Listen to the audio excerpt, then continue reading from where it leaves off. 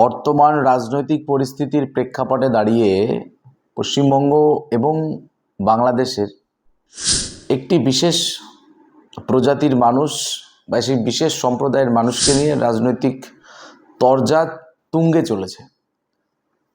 বুঝতেই পারছেন আমি কাদের কথা বলছি। তারা আর কেউ নয়, তারা হচ্ছে মায়ানমারের রাখাইন প্রদেশের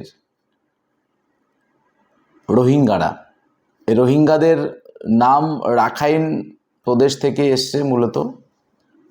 এবারে এরা মূলত হচ্ছে ধর্মীয়ভাবে তারা মুসলিম এবং তাদের ভাষা অর্থাৎ রোহিঙ্গাদের ধর্ম মুসলিম এবং তাদের ভাষাগত দিক দিয়ে দেখা যায় তাদের ভাষার সঙ্গে বাংলাদেশের চট্টগ্রামের ভাষার গ্রামীণ ভাষার কিছু মিল আছে। ফলে ভাষাগত দিক দিয়ে যদি প্রেডিকশন করা যায় তাহলে বলা যেতে পারে যে কোনো একটা সময় চট্টগ্রাম থেকে বাংলাদেশের মানুষ তারা হয়তো মায়ানমারের এই রাখাইন, যেটার এর আগে নাম ছিল আরাকান, সেই আরাকান প্রদেশে তারা হয়তো গেছিল। এবং যেটা বেশ কিছু ডকুমেন্টারি এভিডেন্সে দেখা যাচ্ছে যে ব্রিটিশরা যখন মায়ানমার দখল করে তারা যখন সেখানে সরকার প্রতিষ্ঠা করে তখন বাংলাদেশ থেকে প্রচুর পরিমাণের মানুষদেরকে বা মূলত লেবারদেরকে ধরে নিয়ে যাওয়া হয়েছিল মায়ানমারে চাষবাস করার জন্যে এবং কৃষিকাজের জন্যে মূলত। তো সেখান থেকে রোহিঙ্গাদের একটা ইতিহাস আছে, যাদের মূলত বাংলা ভাষার সঙ্গে যাদের ভাষার কিছুটা মিল আছে। এবার সকলে জানেন যে এই মায়ানমারে মূলত বুদ্ধিস্টদের বাসস্থান, বুদ্ধিস্টরাই তারা মানে মায়ানমারের তারা ধারক এবং বাহক। ফলে এই রাখাইন প্রদেশে যারা বুদ্ধিস্ট এবং যারা মুসলিম মানে রোহিঙ্গা মুসলিম, তাদের মধ্যে একটা ইনার কলিশন বরাবর লেগেছিল। তার একটা অন্য কারণও আছে যে রোহিঙ্গা যাদেরকে বলছি এরা আজকের দিনে পশ্চিমবঙ্গের ক্ষেত্রে ভয়ঙ্কর এবং মূলত আইনতভাবে যারা শেল্টার দিয়েছে রোহিঙ্গাদের তারা কিন্তু বাংলাদেশ। 2017 সালে আগস্টের পরবর্তী সময়ে প্রায় 10 লক্ষ রোহিঙ্গা মুসলিমকে তারা শরণার্থী হিসাবে ক্যাম্প করে দিয়ে সেখানে জায়গা দিয়েছে।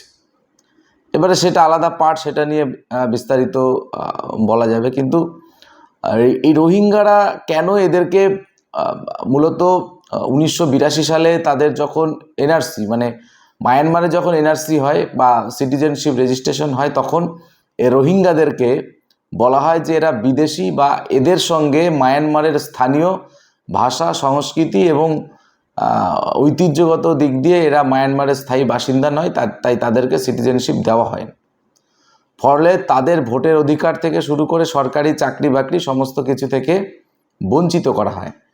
এবার বিষয় হচ্ছে যে শুধুমাত্র সরকারি চাকরি বাকরি বা অন্যান্য ফার্স্ট সিটিজেনশিপ থেকে তৃতীয় শ্রেণীর নাগরিকের পাঠিয়ে দেওয়াই কি একমাত্র কারণ যে ওখান থেকে মায়ানমার থেকে রোহিঙ্গাদেরকে তাড়িয়ে দিয়েছে? বিষয়টা কিন্তু এতটাও ইজি নয়। একটু আপনার ইন্টারনেট ঘাটলে দেখতে পারবেন যে এই রোহিঙ্গাদের মানসিকতা বা তাদের সামাজিক জীবন দর্শন অনেক বেশি হিংস্র। মানে আধুনিক মানুষের সঙ্গে তাদের কিন্তু জীবন দর্শনের কোনো মিল নেই। প্রথমত তাদের সন্তান প্রজনন করার ইচ্ছা ক্ষমতা যাই বলুন না কেন সেটা অনেক বেশি, 1:7, অর্থাৎ একজন রোহিঙ্গা পুরুষ তারা 7টি থেকে 8টি নতুন সন্তান জন্মও দিচ্ছেন।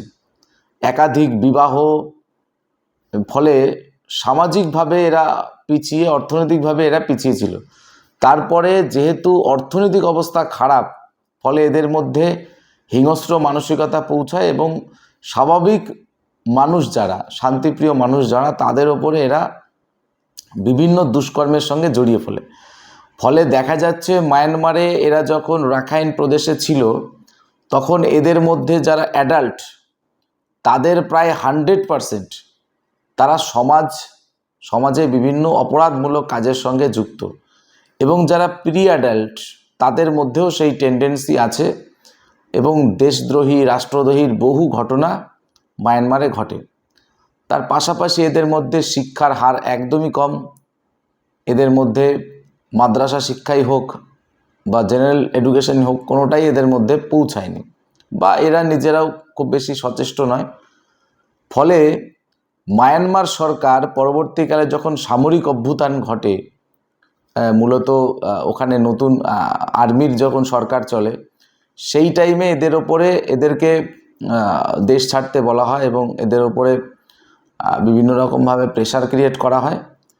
কিন্তু মূলত 2017 সালের পরে যখন মায়ানমার সরকার এবং এই রাখাইন প্রদেশের একটি বিশেষ সম্প্রদায়, স্থানীয় যারা বুদ্ধিস্ট, তাদের যৌথ প্রচেষ্টায় মায়ানমার থেকে রোহিঙ্গাদেরকে তাড়িয়ে দেওয়া হয়। এবারে যারা ওখান থেকে তাড়িয়ে দেওয়া হলো, তারা অনেকেই পালিয়ে বাংলাদেশ ভূখণ্ডে ঢোকার চেষ্টা করেছে এবং কিছু ভারতের ভূখণ্ডেও ঢোকে প্রাথমিক দিক দিয়ে। পরবর্তীকালে তাদেরকে চট্টগ্রামে, চিটাগঞ্জে তাদের উদ্বাস্তু শিবির করে প্রায় 10 লক্ষ রোহিঙ্গাদেরকে বসার স্থান, খাওয়া দাওয়ার ব্যবস্থা করে বাংলাদেশ সরকার। এবারে এই ভিডিওটি করাটি যে কারণে, যে কেন আজকে রোহিঙ্গা শব্দটি এত বেশি তাৎপর্যপূর্ণ, কারণ ধর্মীয়ভাবে উদ্বাস্তুদেরকে অনেক দেশে শিবির করে তাদেরকে বাসস্থানের ব্যবস্থা করেছে, কিন্তু রোহিঙ্গাদের মতো যন্ত্রণায় বোধহয়, মানে রোহিঙ্গাদেরকে আশ্রয় দিয়ে এত যন্ত্রণায় বোধহয় কোনো দেশ পড়েনি। কারণ আজকের দিনে 2025 সালে আপনারা একটু ইন্টারনেট ঘাটুন, চট্টগ্রামের যে স্থানীয় সংস্কৃতি, স্থানীয় ভাষা, স্থানীয় কর্মর সংস্থান, এই সমস্ত জায়গাতে একটা বিরাট থ্রেট হচ্ছে রোহিঙ্গা।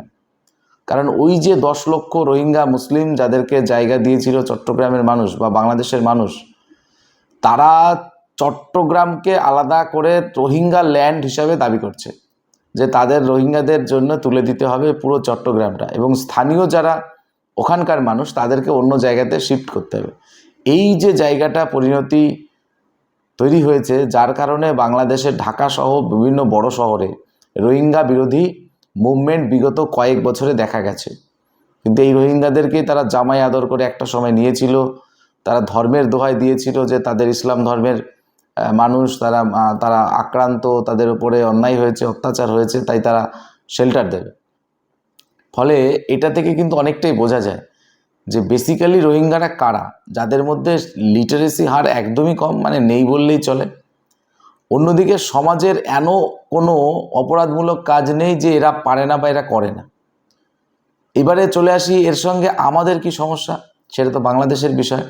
আমাদের সমস্যা হচ্ছে যখন চট্টগ্রামে এরা ঢুকলো, পাশাপাশি তখন কিন্তু গোপনে বা ওপেনে তারা ভারতবর্ষের ভূখণ্ড, পশ্চিমবঙ্গের বিভিন্ন ভূখণ্ড দিয়ে তারা কিন্তু কলকাতাতেও প্রবেশ করেছে, এবং কলকাতায় প্রবেশ করে তারা কলকাতার বিভিন্ন জায়গায় রোহিঙ্গা কলোনিও করা হয়েছে, যেটা মিডিয়ার দৌলতে মাঝে মধ্যে খবরে এসছে। এবং কিছুদিন আগে যে একটা ঘটনা ঘটলো, যে দক্ষিণ কলকাতার একটা জায়গাতে একটি ঘটনাকে প্রতিবাদ করার কারণে স্থানীয় একজন হিন্দু ধর্মের ছেলেকে বেধড়ক ধোলাই দেয়, মারধর করে, মাথা ফাটিয়ে দেয়, হসপিটালে ভর্তি করতে হয় বাধ্য হয়ে সেই ছেলেকে। যারা মারধর করলো, যারা আক্রমণ করলো, তারা প্রত্যেকে রোহিঙ্গা ছিল। ফলে বাংলাদেশের জন্য রোহিঙ্গারা থ্রেট, ভারতের জন্য তার থেকে অনেক বেশি থ্রেট। আজকে রাজনৈতিক কারণে এখানে শাসক দল তারা চাইছে রোহিঙ্গাদেরকে নাগরিকত্ব দিয়ে দেওয়ার, এবং ইতিমধ্যে হয়তো তারা বিভিন্ন জায়গায় বিভিন্ন রকম কায়দা করে রোহিঙ্গাদের ভোটের কার্ডও করে দিয়েছে, হয়তো আধার কার্ডও করে দিয়েছে। একটা অসময়িত সূত্রের যা খবর, প্রায় 30 লক্ষ রোহিঙ্গা মুসলিম পশ্চিমবাংলার বিভিন্ন জায়গায় বসবাস করছে। মূলত যাদের বড় অংশ হচ্ছে দক্ষিণ 24 পরগনা, ডায়মন্ড হারবার, ক্যানিং, গোসাবা, এইসব দিকে, কিন্তু অন্যান্য জায়গাতেও আছে। এই রোহিঙ্গারা সমাজের বিভিন্ন রকম অপকর্মের সঙ্গে যুক্ত, পাশাপাশি একদম নিম্ন মানের যে সমস্ত শ্রমিক পাওয়া যায়, সেই সমস্ত নিম্নমানের কাজের সঙ্গেও এরা যুক্ত, এবং অর্ধেক টাকা এরা কাজ করতে প্রস্তুত থাকে, কারণ অর্থনৈতিক অবস্থা এদের খুবই খারাপ। ফলে স্থানীয় কোনো মানুষ যে কাজটি করে 500 টাকা ইনকাম করতে পারত, রোহিঙ্গারা কিন্তু সেই কাজটা 200 টাকায় করে দেবে। ফলে দেশের জাতীয় নিরাপত্তার ক্ষেত্রে রোহিঙ্গাটা একটা থ্রেট। সামাজিক ডেমোগ্রাফি, কারণ তাদের প্রোডাকশন রেট 1:8, ফলে জনসংখ্যার যে ডেমোগ্রাফি সেই ক্ষেত্রেও একটা থ্রেট, এবং সর্বোপরি কর্মসংস্থানের ক্ষেত্রে স্থানীয় যারা বাসিন্দা, সে হিন্দু মুসলিম যাই হোক না কেন, তাদের ক্ষেত্রেও কিন্তু রোহিঙ্গারা অত্যন্ত থ্রেট।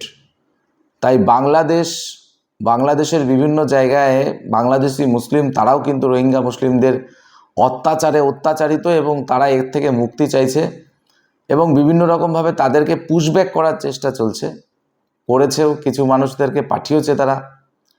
কিন্তু আশ্চর্যের বিষয়, আমাদের রাজ্যে, যেটা মুসলিম মেজরিটি রাজ্য নয়, তারপরেও ভোট ব্যাংকের কথা মাথায় রেখে এই রোহিঙ্গাদেরকে যাতে করে রাখা যায় সেই চেষ্টা কোনো না কোনোভাবে পর্দার পেছনে চলছে।